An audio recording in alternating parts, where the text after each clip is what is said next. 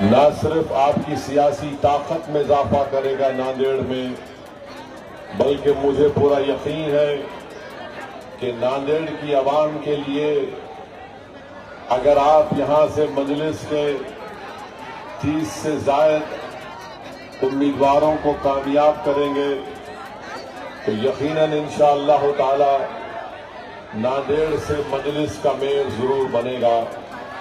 और उसको बनाने के लिए हम तमाम को मुत्तहिदा अपने के कोर्ट का इस्तेमाल करना पड़ेगा। आपको ये नहीं देखना है कि मजलिस का उम्मीदवार कौन है, आपको ये देखना है कि मेरी मताए अजीज मजलिस इत्तेहादुल मुस्लिमीन है और पतंग के निशान पर आपको बटन दबाकर नांदेड़ के एक रोशन मुस्तकबिल के लिए मेरी आपसे एक अपील है कि मजलिस को कामयाब करिए।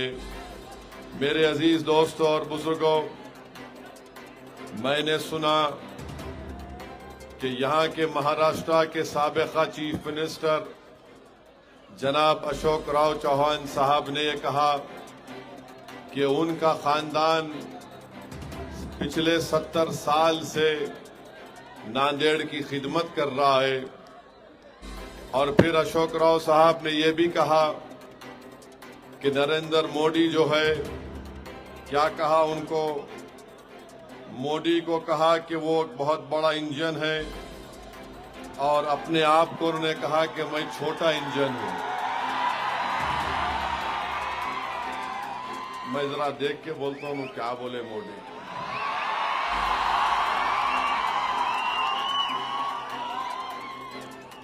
उन्होंने बोले मोदी बहुत बड़ा इंजन है। नहीं, मोदी इस मुल्क का बड़ा पावर हाउस बोले, फडणवीस बोले महाराष्ट्र का देवा भाव कहते, और मैं छोटा इंजन हूं। अशोक राव फिर मैं क्या हूं?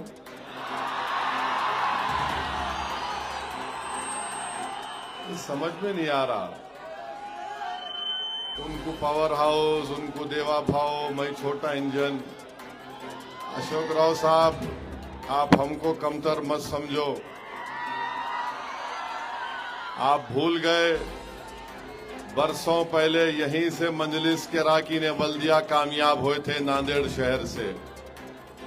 मगर आपको बताना ये चाह रहा हूं कि अशोक राव साहब खुद कह रहे हैं कि 70 साल से हमारा परिवार नांदेड़ की खिदमत कर रहा है। तो उन्होंने कैसी खिदमत की? देगलूर के इलाके में कोई तरक्याती काम अंजाम नहीं दिया गया। आप जानते हैं कचरे के अंबार हैं, ड्रेनेज लाइन चौक हो जाती, रोड वाइडनिंग नहीं हुई और फिर उस पे सोने पे सुहागा जो है सत्तार साहब जो अशोक राव की कमी थी उसको लाके ये सूरेज ट्रीटमेंट प्लांट यहाँ लाके डाले। और फिर आप देखते हैं कि मैदान नहीं है। मिल्लत नगर इलाके में गंदगी की वजह से सेहत को खतरा है। बद जानवरों की आबादी बढ़ते जा रही है। बारिश थोड़ी हुई तो तालाब बन जाता है। मिल्लत नगर का रास्ता बनता नहीं है। बच्चे बूढ़े हो गए, बूढ़े दुनिया से चले गए, मगर मिल्लत नगर की रोड अभी बन रही। मुस्लिम इलाके में छोटे छोटे खांचा फरोश को पुलिस की तरफ से रोका जाता, मगर हजरत पुलिस माशाल्लाह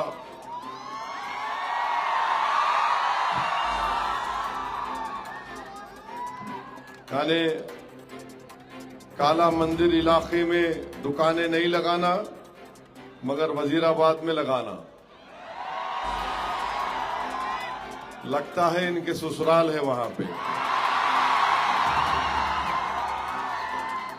पूरे शहर में सीमेंट कंक्रीट की रोड का काम हो गया, मगर देगलूर नाके के रास्ते हिंगोली गेट तवाजे गांव का रास्ता वहां पे कुछ नहीं होता है। और जैसा इलेक्शन आ गया बरकत कॉम्प्लेक्स था, वैजगांव फ्लाईओवर की बात होती, उसके बाद भूल जाते। लाइट का बराबर इंतजाम नहीं है और रास्तों का हाल तो मैं भी देख के आया हूं। एक गड्ढे से बचाने को शकील में और ड्राइवर दूसरे गड्ढे में उतार दिए। मालटेकरी ब्रिज जो शहर का सबसे तवील ब्रिज है, अशोक राव साहब की मोहब्बत दिखा रहा नांदेड़ से, हर जगह गड़े। अशोक राव साहब अगर इतना आप काम किए तो देवेंद्र फडणवीस को क्यों आना पड़ रहा नांदेड़ में इलेक्शन के लिए? अगर इतना काम करे तो उन्होंने आराम से बोलना था मैं पूरा कर दिया। मगर देवेंद्र फडणवीस जान चुके कि अशोक राव से नहीं होता मजलिस को रोकना, या मजलिस का मेयर बन रहा है इंशाअल्लाह ताला। इसीलिए देवेंद्र फडणवीस आ गए। अशोक राव बोले नहीं होता, अरे भाई ये शेरवानी आ गया हैदराबाद से, परेशान कर रहा है। अशोक राव जान लिए कि इनके पास जो लोग इनसे दूर थे सब करीब आ गए, सत्तार सेठ आ गए, सब आ गए। हमारे पुराने साथी भी आ गए।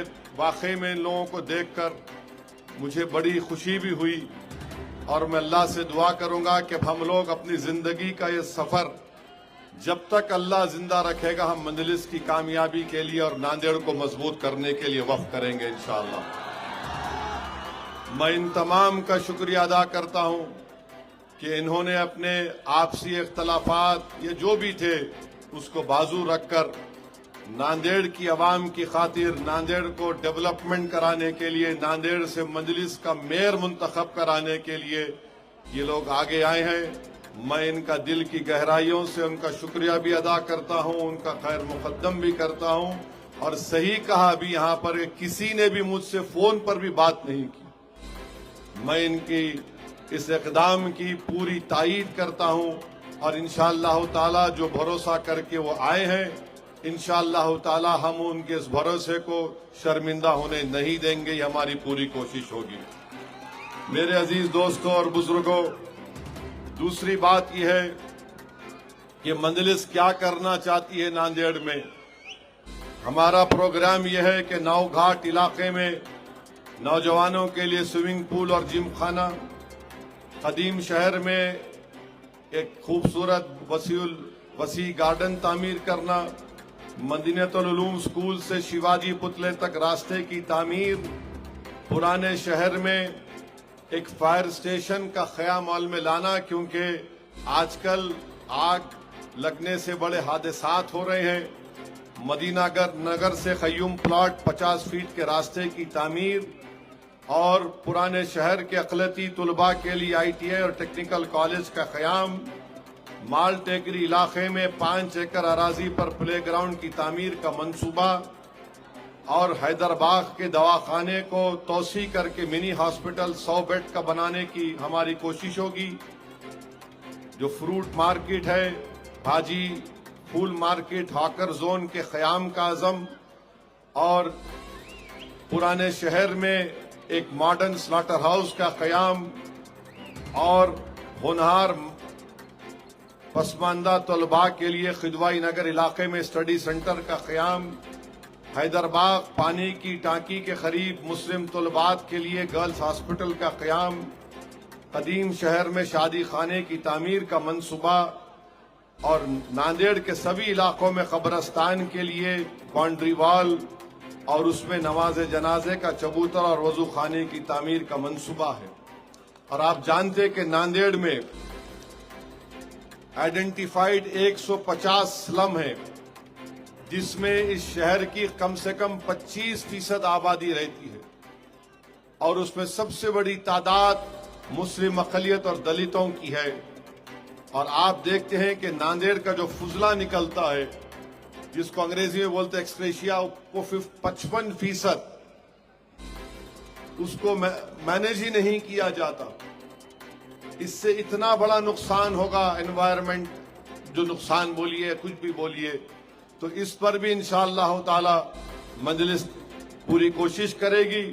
और साथ ही साथ मेरे को मालूम हुआ कि कॉल रिकॉर्डिंग चल रही है अशोक राव की, जिस नहीं मालूम उनकी आवाज है या कोई बना के डाला या AI है, नहीं मालूम। उन्होंने बोल रहे उसमें, या कोई बोल रहा कि क्या बोल रहे, खाली हिंदू पैनल बनाएंगे, मुसलमानों को कैंडिडेट नहीं देंगे। अशोक राव साहब, जब आप कांग्रेस में थे, जब भी दुश्मन थे, अगर वो सच है तो वो आप तो मानते ही नहीं थे। आप खाली समझते थे बस जाओ, हो गया काम, हो गया, कुछ नहीं हुआ। अगर 70 साल से आपकी परिवार नांदेड़ की खिदमत कर रहे हैं, तो कभी आप अपने घर से निकल के यहाँ चलो, हमारे साथ चल के देखो कैसी जिंदगी हम गुजार रहे हैं, कितनी गंदगी है यहाँ पर। मेरे अजीज दोस्तों और बुजुर्गों, मैं आपको ये वादा कर रहा हूं कि इंशाअल्लाह ताला नांदेड़ से मजलिस इत्तेहादुल मुस्लिमीन के मेयर को मुंतखब करिए, और मेयर उस वक्त मुंतखब होगा जब आप 30 से ज्यादा मजलिस के अराकीन बल्दिया को अपना वोट डालकर कामयाब करेंगे। और आप देख रहे कि अजीत पवार की पार्टी भी उम्मीदवारों को उतार रही, हमको कोई एतराज नहीं, उतारो आप। मगर सवाल ये पैदा होता, अजीत पवार, देवेंद्र फडणवीस और शिंदे मुंबई में बैठ के दबा के मलई हलीम क्या क्या खा रहे आपको मालूम? हाँ, वहां बैठ के खा रहे, यहाँ आके बोल रहे नहीं नहीं हम लोग नहीं है, मिले हुए नहीं है, हम मुंबई में मिलते, यहाँ नहीं मिलते। ये कहीं को नूरा कुश्ती कर रहे तीनों मिलके, उन्हों मुख्यमंत्री, इन्हों डिप्टी सीएम, इन्हों डिप्टी सीएम। यहाँ आके नहीं, मैं उसको नहीं जानता, मैं उसको नहीं जानता। मकसद एक ही है तीनों का कि नांदेड़ से मजलिस का मेयर नहीं बनना। तो क्या कर रहे, उसको क्या बोलते, नूरा कुश्ती। तू मेरी पीठ खुजा, मैं उसकी पीठ खुजाता हूं। याद रखो, हमारे पास ऐसा पाउडर है, तुमको खुजली हम शुरू कराएंगे इंशाअल्लाह ताला। 15 तारीख के दिन तुमको खुजली होगी, जब नतीजा आएगा तुम लोग एक दूसरे को लोच लोगे, देखना इंशाअल्लाह। अब तुम्हारे ये हथकंडे काम आने वाले नहीं है। और ये जो अजीत पवार का टिकट लेके लोग आए, मैं उनसे अपील कर रहा हूं, बाबू उन्हें अपने चिचा का नहीं हुआ, तुम्हारा क्या होगा? उन्हें शरद पवार को टाटा बाय बाय बोल दिया, इन्हों जाके दादा कहीं को रही है। आओ ना, एक दीवाना है तुम्हारे दरमियान में, हर एक से लड़ रहे, हर एक से हुकूक के लिए लड़ रहे। क्या एक एक जिसके दिल में अल्लाह ने दिल दिया और सोच दिया, वो जानता है कि नरेंद्र मोदी ने अपने 11 साल में अपने इख्तिदार के जरिए एक बहुत बड़ा गलत काम किया है, वो वक्फ के कानून को बनाकर। आप जानते हैं कि वक्फ का कानून भारत की पार्लियामेंट में तरमीमी कानून मंजूर होकर एक नया कानून बन चुका है। आप जाकर किसी मौलाना से पूछिए, किसी एडवोकेट से पूछिए, किसी डॉक्टर से पूछिए, किसी से पूछिए, वो सब एक ही आवाज में बोलेंगे कि मोदी, अजीत पवार और शिंदे ने मिलकर एक ऐसा कानून बनाया कि जिससे मस्जिदों को, दरगाहों को, खानकाहों को, कब्रस्तानों को खत्म करने का कानून बना दिया गया। आप बताइए, महाराष्ट्र में हमारे हिंदू भाई हैं, क्या उनके टेंपल की कमेटी का मेंबर कोई गैर हिंदू बन सकता? नहीं बन सकता, और नहीं बनना चाहिए। मगर मुस्लिम धर्म का वक्फ बोर्ड में मोदी ने कानून बना दिया कि कोई गैर मुस्लिम भी उसका मेंबर बनेगा। ये आर्टिकल 26 का ग्रेव वायलेशन है। दफा 14 हिंदुस्तान की आइन का फंडामेंटल राइट है, उसकी खिलाफ वर्जी करता है। अजीत पवार ने तायद की, शिंदे ने तायद की, चंद्रबाबू नायडू ने तायद की, कुमारस्वामी ने तायद की, नीतीश कुमार ने तायद की। अगर नांदेड़ में, महाराष्ट्र में 100 साल पुरानी दरगाह, खानकाह, मस्जिद है और वो आसारे कदीमा में प्रोटेक्टेड मॉन्यूमेंट है, ये कानून कह रहा है कि अब वो उसका मालिक वक्फ नहीं है, उसका मालिक नरेंद्र मोदी के मातहत आसारे कदीमा आर्कियोलॉजिकल सर्वे ऑफ इंडिया होगा। बताओ, क्या आपको ये कबूल है? और मोदी ने ऐसा कानून बनाया कि ये कानून का सेक्शन 3D या 3C है, कहता है कि इस तरमीमी कानून से पहले जो ट्रस्ट था और अब वो ट्रस्ट कोई बनाया जाएगा तो वक्फ नहीं रहेगा। क्यों लाए मोदी ये कानून? क्योंकि हिंदुस्तान का, भारत का सबसे दौलतमंद आदमी जो है, जिसका घर खोजा वक्फ के यतीम खाने पर बनाया गया, क्योंकि उन्होंने ट्रस्ट को बनाकर उसको बेच दिया, तो उसको बचाने के लिए मोदी ने कानून बना दिया कि जो ट्रस्ट पहले था या बाद होगा वो वक्फ नहीं होगा। और हमसे हमारी मस्जिद, दरगाह और खानकाह को छीनने के लिए अजीत पवार भी सपोर्ट किए, शिंदे ने सपोर्ट किया, सबने किया। ये 15 जनवरी को जो इलेक्शन होने जा रहा है, मैं आप तमाम से अपील कर रहा हूं जो वोट डालने का इख्तियार रखते हैं, ये कानून भारत के संविधान के खिलाफ बनाया गया, जिसको बाबा साहिब अम्बेडकर ने बनाया था। ये कानून आर्टिकल 14, 25 और 26 का पूरा वायलेशन करता है। हमारा मुकदमा अभी सुप्रीम कोर्ट में चल रहा है, मगर मैं अवाम की अदालत में आकर आपसे अपील कर रहा हूं, भारत के आईन और संविधान को बचाने की जिम्मेदारी हर फर्द पर है। और मैं देगलूर नाके में खड़े होकर महाराष्ट्र के एक एक अहले दिल से, मेरे भाई और बहनों से अपील कर रहा हूं कि अपने मस्जिद, दरगाह, खानकाह और कब्रस्तान को छीनने का एक काला कानून जो मोदी, शिंदे और अजीत पवार ने बनाया, अगर आप भारत के संविधान की से मोहब्बत करते हैं, अगर आप मस्जिद, दरगाह और खानकाह और कब्रस्तान को बचाना चाहते हैं, तो मैं आपसे अपील कर रहा हूं कि आप पतंग के निशान पर बटन दबाकर दिल्ली के उस बादशाह को पैगाम दे दो कि तुमने कानून बनाया, हम उसको मुस्तरद करते हैं, उसको नहीं मानते उस कानून को। क्या आप 15 तारीख को वक्फ के काले कानून के खिलाफ मजलिस को देंगे या नहीं देंगे? हाथ उठाकर बताइए। मस्जिद, दरगाह, खानकाह को बचाने के लिए पतंग पर बटन दबेगा तो सुन लो अजीत पवार, अशोक राव, नरेंद्र मोदी, शिंदे और कांग्रेस वालों, अगर कांग्रेस के लोग हिम्मत है तो बोलो मेरी जबान में, मगर नहीं बोलेंगे। सेकुलरिज्म का झूठा ये जो चेहरा ओढ़कर कांग्रेस आती है और सिर्फ तनकीद हम पर किया जाता है। अफसोस होता है सत्तार साहब, अब्दुल सत्तार साहब, आप पर कि आज आप हमको उंगली उठाते हैं, हम पर तनकीद करते हैं। अरे सत्तार साहब, अगर तुम मेरा एहसान नहीं मानते तो कम से कम तुम ये तो जानते ना कि मैंने लाला को तुम्हारे खिलाफ नहीं खड़ाया था ताकि तुम जीत जाओ। सत्तार साहब, अब्दुल सत्तार साहब, और ज्यादा बोलूंगा ना तो तुम घर से निकलना बंद हो जाएगा। जावेर साहब भैंसे के जानते हैं, मैं भी चाहता था कि कोई मुसलमान जीत जाए, मगर आज आप हमको ही आईनादिक उंगली उठा रहे हैं। सत्तार साहब ऐसा मत करो, आप ये जबान बहुत लंबी है, तुम्हारे सियासी बाप के खिलाफ बोलती है।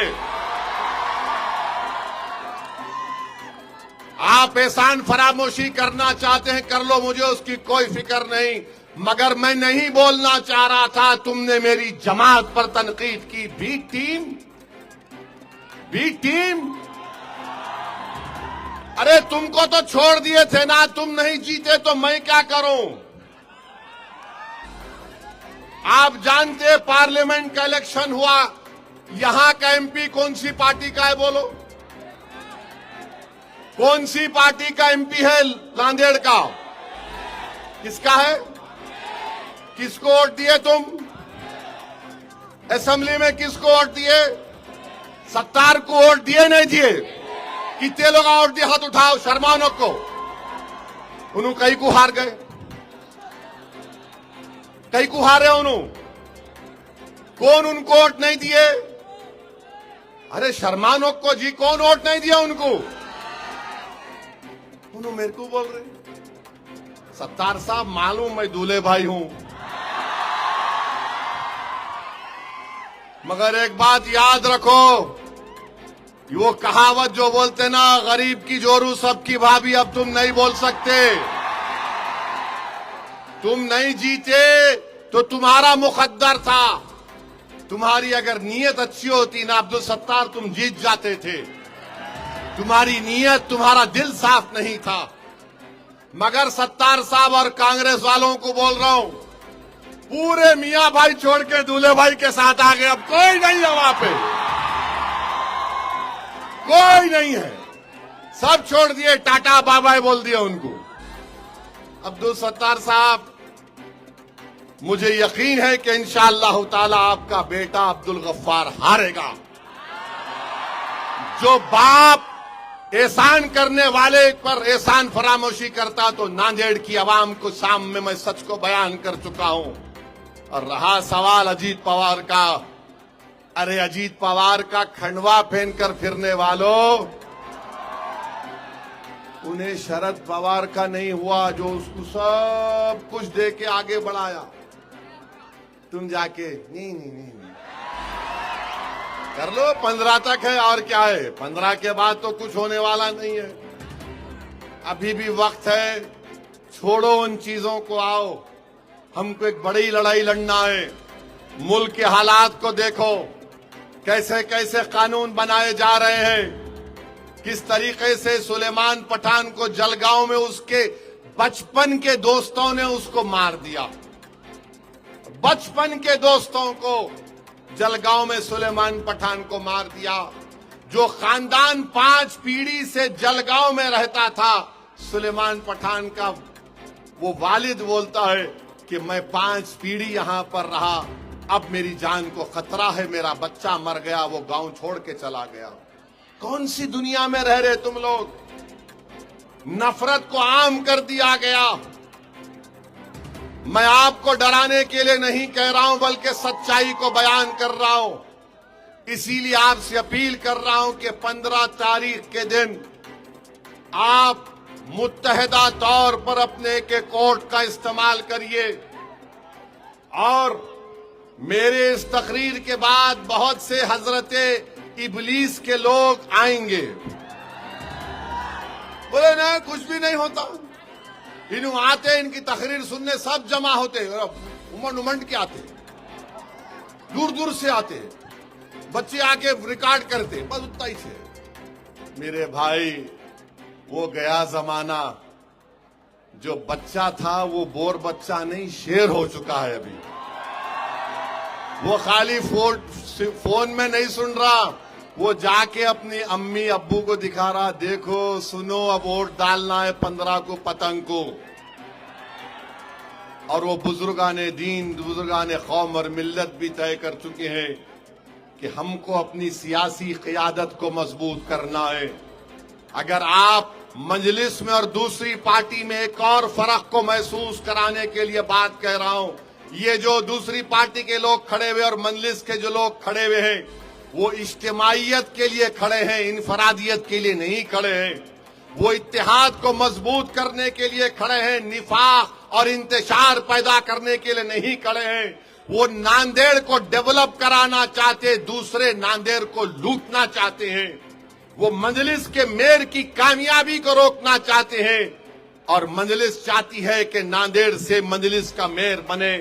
तो 15 तारीख के दिन आपको अपने के कोर्ट का इस्तेमाल पतंग के निशान पर करना है।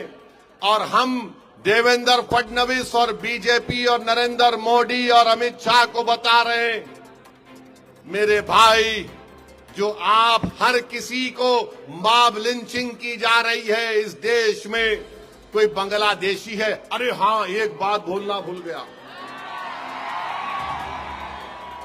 उत्तर प्रदेश के बाबा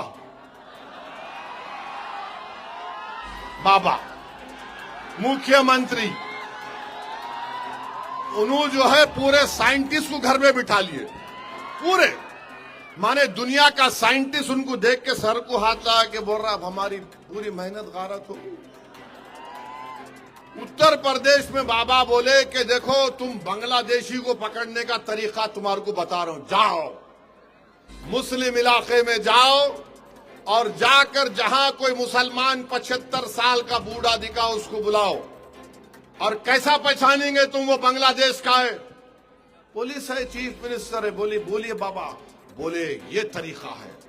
तो बेचारे पुलिस गई एक मुस्लिम इलाके में जाकर एक 75 साल के बूढ़े को मुसलमान थे पकड़ा।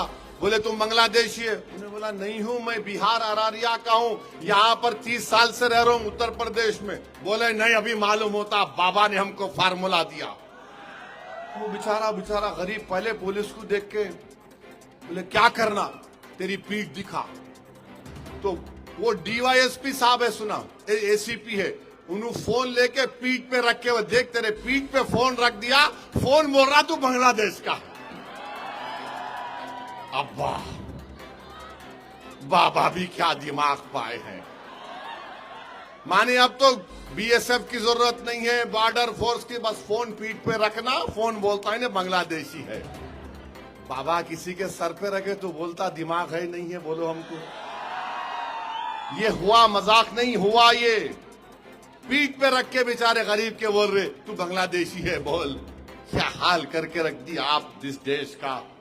मेरे अजीज दोस्तों और बुजुर्गों, मैं आपसे अपील कर रहा हूं, ऐसे दौर में हमको अपने छोटे छोटे इख्तलाफात